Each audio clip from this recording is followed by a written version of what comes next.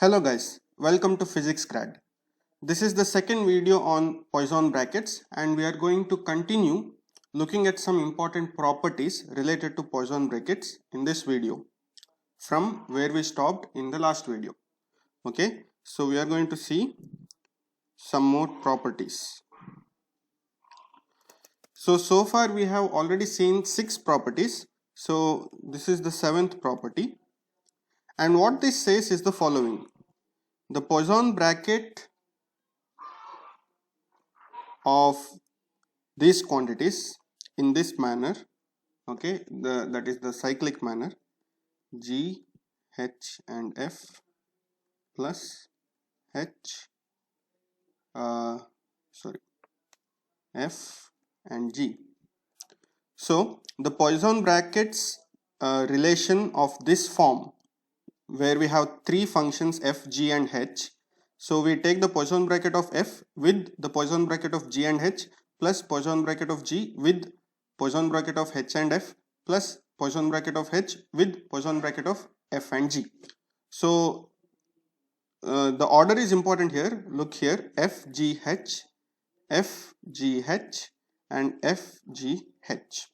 Okay, so this is kind of the order is preserved. Okay, so this is some kind of a cyclic shift in the functions and we are adding these Poisson brackets, then this term will be equal to 0.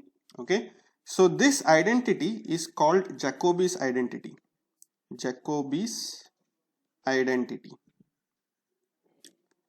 So to prove this, we have to expand each of these Poisson brackets and see how the terms look. Okay, and we already know that Poisson bracket of f and g is given by summation over k dou f by dou pk into dou g by dou qk minus dou f by dou qk into dou g by dou pk.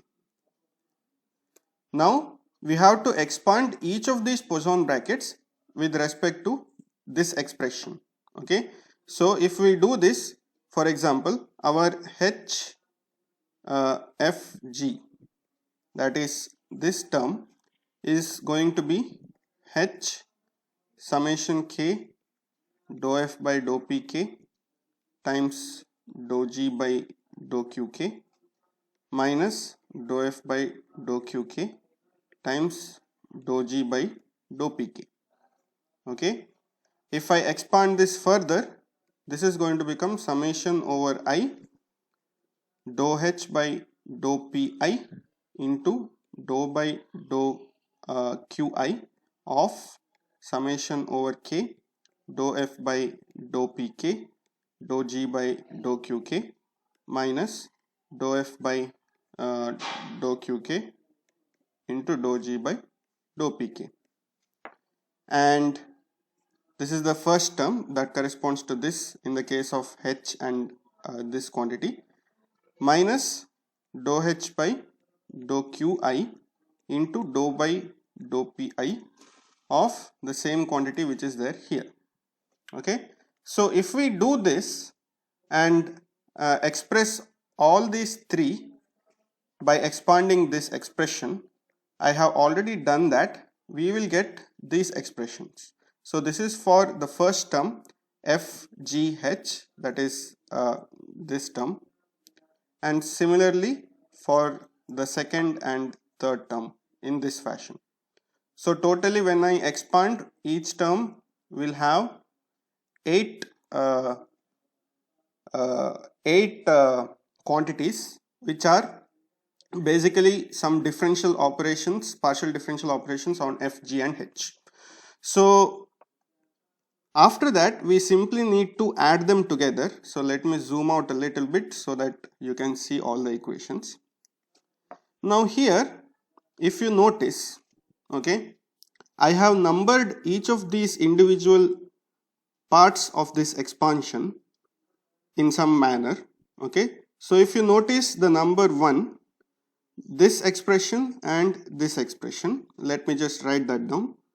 So that is dou f by dou pi times dou square g by dou qi dou pk into dou h by dou qk minus, so I'm basically adding 1 and 1, okay, basically adding ones, so adding ones, okay, we will get this.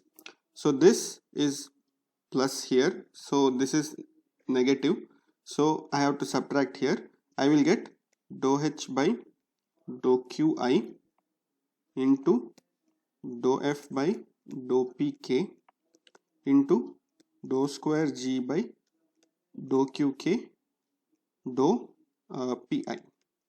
Okay, now we know that I and k they will range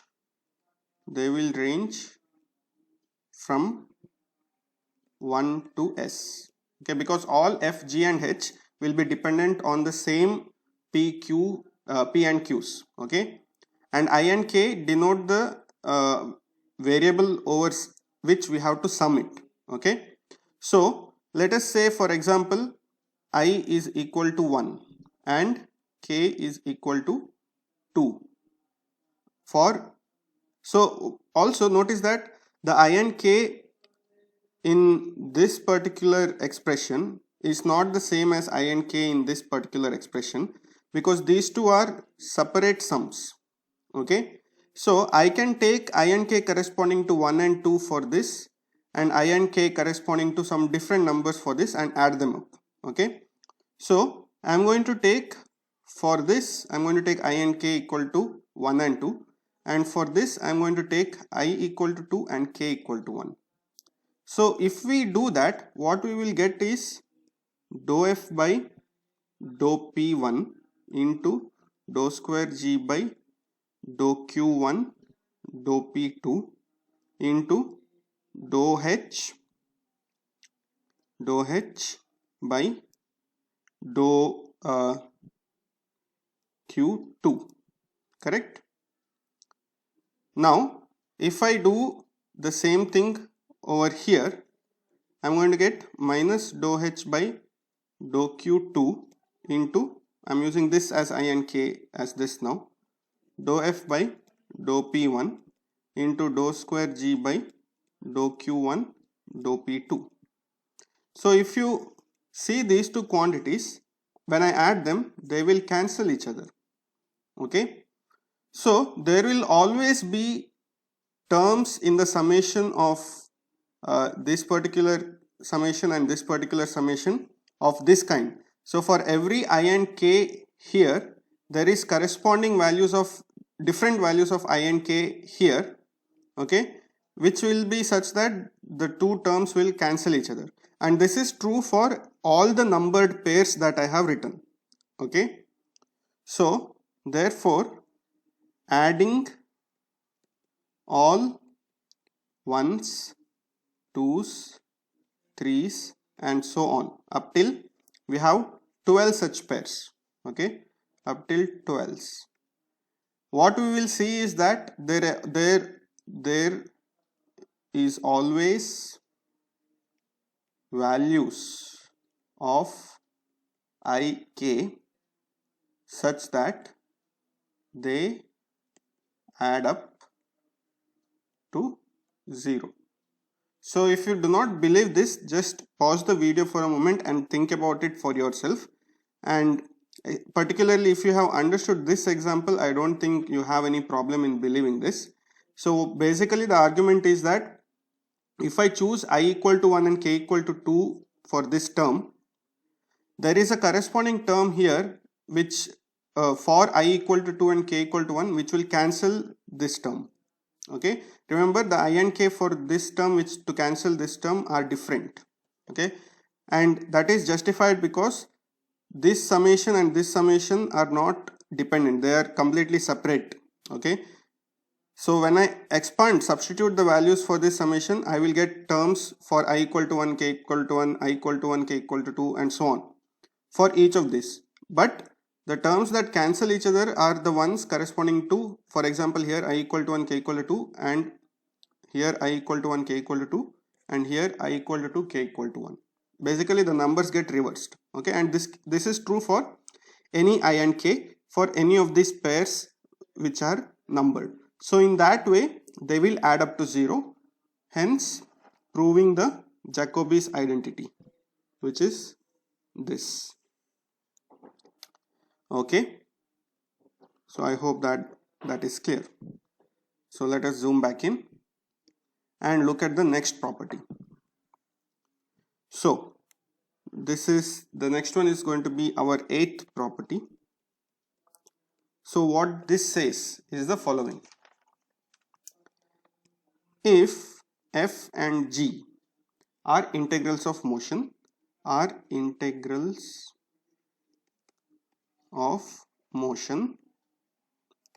this implies df by dt is equal to dg by dt is equal to 0, first of all. Okay, then what this property says is that the Poisson bracket of f and g is equal to a constant, and if this is equal to a constant, this implies this is also an integral of motion, because an integral of motion is some quantity which remains constant throughout the motion. And if f and g are integrals of motion, the Poisson bracket of f and g is also going to be an integral of motion. So this particular fact is called Poisson's theorem.